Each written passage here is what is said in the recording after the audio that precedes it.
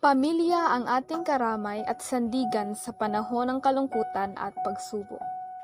Sa ating mga tahanan, nararapat na nararamdaman ang pagmamahal na walang kapantay.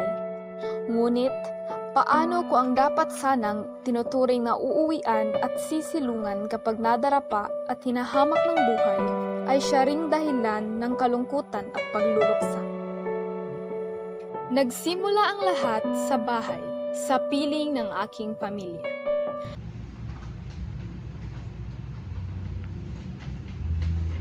Pa, pupunta na po ako sa paaralan. Sige, kapag nalaman kong may kaibigan kang lalaki, lagot ka talaga sa akin.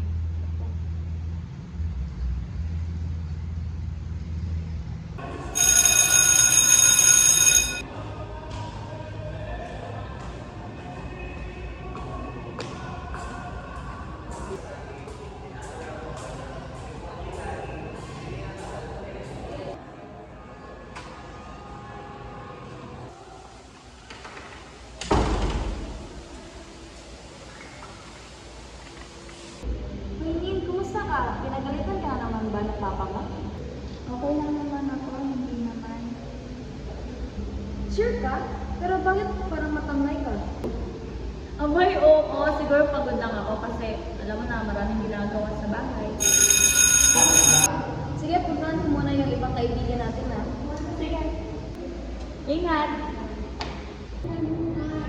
May test ko lang. Doon, sa kapilang exam tayo.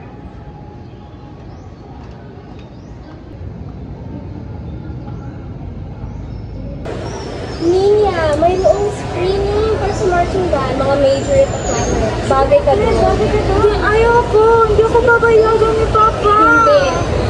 Sasabihan ko yung parents. Ako sa parents ko! Hindi, kakausapin ko. Bukas. Puntay mo na dito. Sir, ano yan?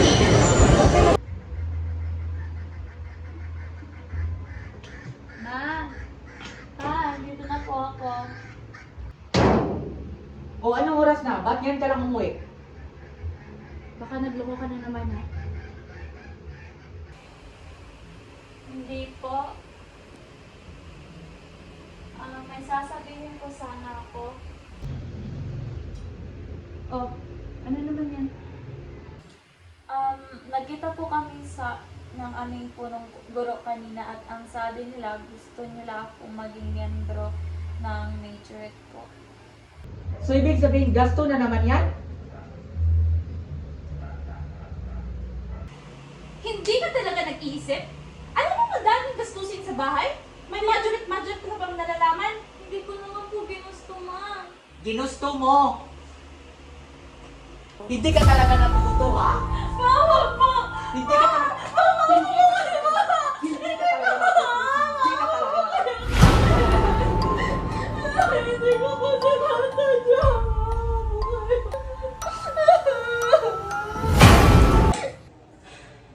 Ano naman ba ito niya? Gastos na naman? Hindi ka ba nag-iisip? Sorry, ma. Tama na yan, nandito na tayo. Diyan ka lang. Mga magulang po kayo ni Ninya. Opo, kami po. Magandang hapon po. Magandang hapon. Sikong pa no. Maraming salamat po. Nais po namin paalam sa inyo na magiging partner si Ninya ng aming marching band, which is majorette, I believe. Alam niyo na po yun? O, Ninya, bakit nandito ko sa labas ng principal office? Nandiyan na yung parents mo? Oo.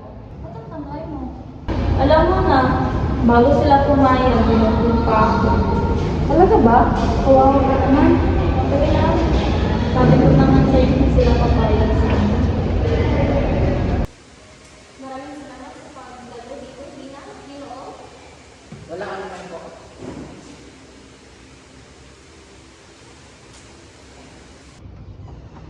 O ano, masaya ka na? Gagawin mo talaga ito lahat. Tara na! Isang araw, may nagsabi na pwede akong sumali sa isang pageant. Ngunit matapos ang event, habang nakangiti pa ako mula sa entablado, alam kong ang kasiyahang iyon ay panandalian lang. Look out, 'cause here I come.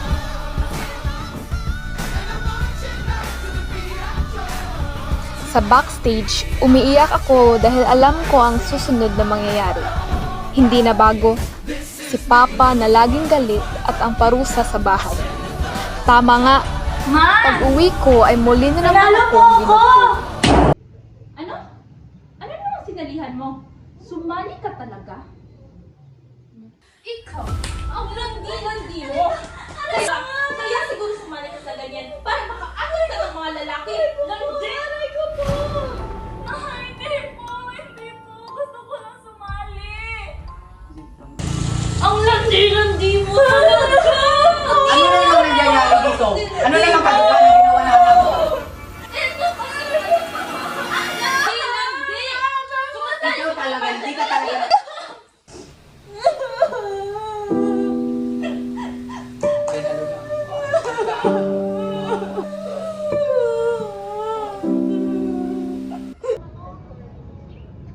Isa sa mga pinakamasalimuot na karanasan ay nang malaman kong may kabit si Papa. Ito si Papa yun? Isang araw, nalaman namin na may kabit si Papa, isang SK chairman. Kasama niya? Si SK yan!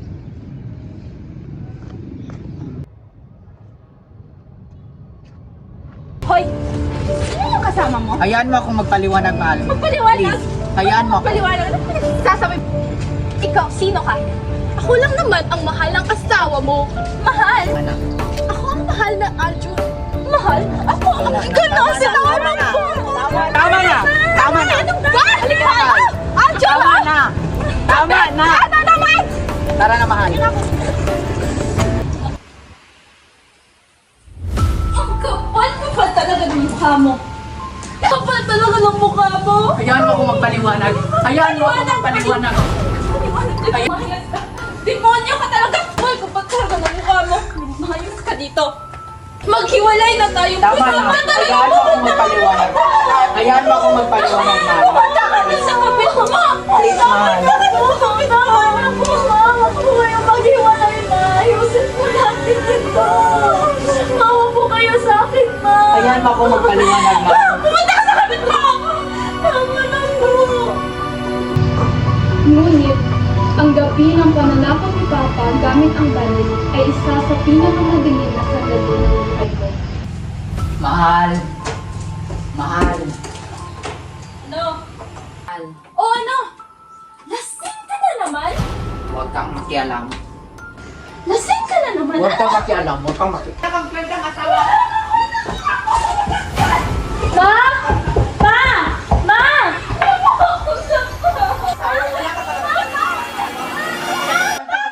Wala ka talaga. Ikaw nangingialam ka pa. Ikaw nangingialam ka pa. Wala kang magkwentang anak. Lumayas kayo dito.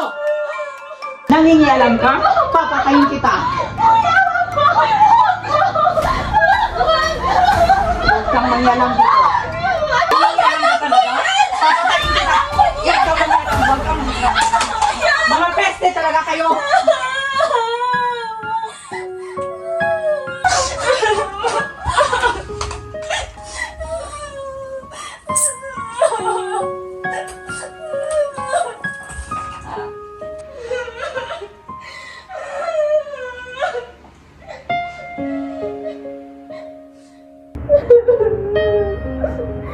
Bakit pa ganito, Panginoon? Bakit pa ganito yung buhay ko? Ano bang kasalanan ko sa inyo? Mabuti naman akong anak. Kailan ko ba makakamit yung kasiyahan tulad ng ibang anak? Bakit pa ang dapat ninyo? Maawa mo kayo sa akin.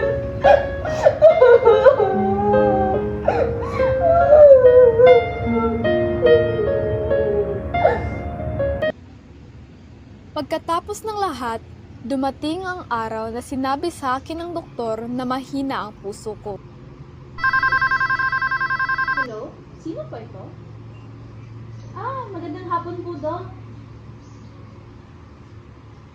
Opo. Ano pong resulta?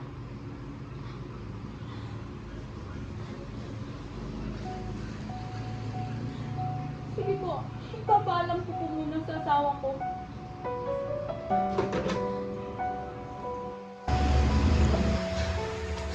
mahal. O anong nangyari? Tumawag ng doktor. Sabi niya, yung anak natin, may sakit sa puso. Paano nangyari yun? Hindi ko alam. Baka isa tayo sa dahilan. Ma? Pa? Buti gising ka na. Ano po sabi ng doktor? Pasensya na talaga sa lahat ng pagmamalupit na ginawa namin. Sa mga ginawa ko sa'yo, anak, pasensya talaga. Walang ano yun. Ang importante masaya na tayo. Yan lang po yung gusto ko. Mahal na mahal ko po kayo. Sa huli, tunay ngang ang ating mga pamilya pa rin ang ating sasandalan at uuwian sa panahon ng pagsubok. Lagit-lagi, nagpapasalamat ako sa biyaya ng pamilya at patuloy akong mananampalataya na mas magiging magaan at mapayapa ang aming pagsasama. Lubos na gumagalang, Ninya Faith Lihay-Lihay.